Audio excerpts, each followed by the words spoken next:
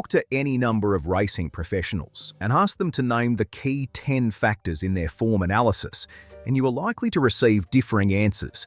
It's the nature of the game. Everyone has a different opinion. Some pros will tell you that recency of last start can be a powerful form factor. Others will stress that weight drops can prove of real significance. On this one, we can point to the Oakley Plate win of Drum. The Lee Friedman-trained 4-year-old dropped 7.5 kilos on his previous run when he stepped out carrying only 51.5 kilos in the big race. That weight drop proved a most decisive factor indeed. It enabled Drum to swoop home with a paralysing late burst and win the race. Yet other professionals will explain why you should always take into account a horse's ability at the track and distance. We need look no further than Persian Flyer's win in the Tedesco Formal Wear Handicap over 1,400 metres at Warwick Farm. Persian Flyer had won 2 of 3 starts at the track and had scored 4 times from 8 runs over the distance. 2 powerful form components that could well have influenced any punter to back him. So when we talk about key factors, what we are really saying is that if we are serious about our racing and our betting, we have to sort out in our minds just what are the things we consider vitally important in a galloper's form makeup. When we look at a form guide, we have to be looking for the signs we consider to be the most important. Each of us may be looking for something different. No 2 punters are alike. But the essential point is that we are adopting a rational approach. We are searching for vital signs, clues in fact, in the search for the winners of the races. I have a friend who restricts his key factors to the minimum. He runs his eye down the card, marks off those runners in the stables of leading trainers, ignores the rest, and only then begins his form study, restricting himself to what he calls the power runners. Let me give you an example of this man's thinking. The Hobartville Stakes at Warwick Farm. The only runners he considered were Octagonal and Vernal from the John Hawkes team, Nothing Like a Dame from Guy Waterhouse, Catalan Opening from Bart Cummings, and Falante from Jack Denham. On his trainer's scale, he ignored Falante, put a big query over Vernal, and narrowed the major prospects to Nothing Like a Dane and Octagonal, both fresh from a spell and rearing to go. As my friend puts it, I bet on the basis that the top trainers are going to win a majority of the big races. It's that simple.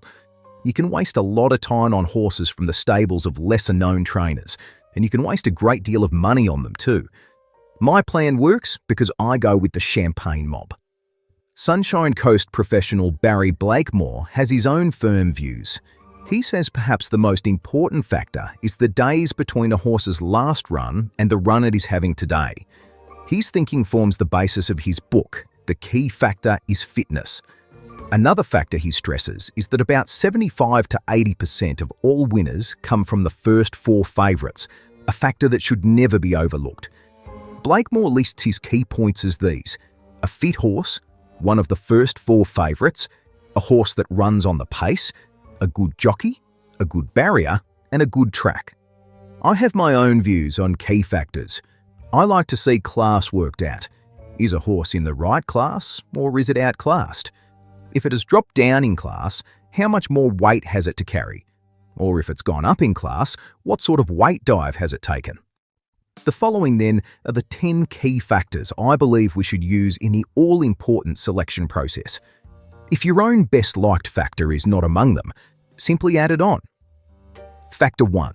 Class. As Paul Seagar says in his book, some horses have class and others do not. So it's important that you try to accurately measure each horse's class. The form guides tell the story, and horses which race way out of their class rarely win. A horse winning a country maiden might be rated on 40, while a horse that wins a weight for age race can be rated on, say, 60. Some 20 kilos or 13.3 lengths between them, probably more. Factor 2. Weight. A horse has to be well weighted to win a race. Weight can stop a train. Have a look at each horse's handicap weight and judge whether it's too much, just enough, or too little. In the latter case, feel happy when you find a horse you decide has beaten the handicapper. In major races, look for horses that raced well last start and now drop a big amount, say 5 kilos or more. Factor 3. Fitness. A horse has to be fit to win. Unfit horses do not win. Barry Blakemore says there is a definitive fitness pattern in the results of all races. The longer a horse has been away from the racetrack, the more there is a query over its fitness. It's as simple as that. Consider 21 days as a cut-off point for most horses. Though where top-class horses are concerned, you can seriously consider first-uppers. Factor 4. Trackability. Some horses can handle certain tracks. Some perform well on small turning circuits. Others like the longer, wider spaces of tracks like Flemington. A horse's history will reveal where it runs best. Always check the track record and mark off those with 2 wins or more at a track. The more wins, the more confident you can feel. Factor 5. Distance ability. Each horse has a certain distance range at which it excels. Some are sprinters, others middle distance types from 1,600 to 2,000 metres. The rest stayers from 2,100 metres upwards. Check each horse's record at the distance of the race and lean towards those that have proven themselves more than once. The more wins, the better. Factor 6. The barrier draw. The draw invariably plays an important role. Not always, but certainly enough times to make it worth taking account of. A good draw, say from 1 to 7, can be worth a vital length or two in a tight finish. No matter what some experts say, the barrier draw can be all-important, for better or worse. Factor 7. Form. A horse that's in form is going to be a better bet, overall, than a horse that's been beaten, and comprehensively beaten, at its recent starts. You'll find most winners come from the ranks of horses considered to be in form. Wins, seconds, thirds, fourths, and close-up efforts are all indicators of form runners. Factor 8. The market. The betting market can be a true guide to the main chances in a race. Around 80% of all races go to one of the first 4 favourites.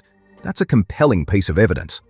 Once you go outside the first 4 favourites, you're into that outer range of 20% of winners, which means you've got that other 80% statistic against you. Factor 9. The stable. Good horses from good stables win good races. It's an old cliche, but a true one. When you're in doubt, don't be afraid to throw in your lot with a top stable rather than a battling one. In the long run, the top stables take out the majority of races. The battlers will remain just that. And factor 10, the margins. If you stick with last start winners and place getters, you'll give yourself a real chance of a crop of winners. But add in beaten margins, and you can do even better. Horses that finish 2 3/4 lengths or less from the winner last start often go on and win next time out. It's surprising how often a horse with close-up last start form comes out and wins next time out, even if that last outing was an unplaced one. So there they are, 10 key factors to weigh in every race.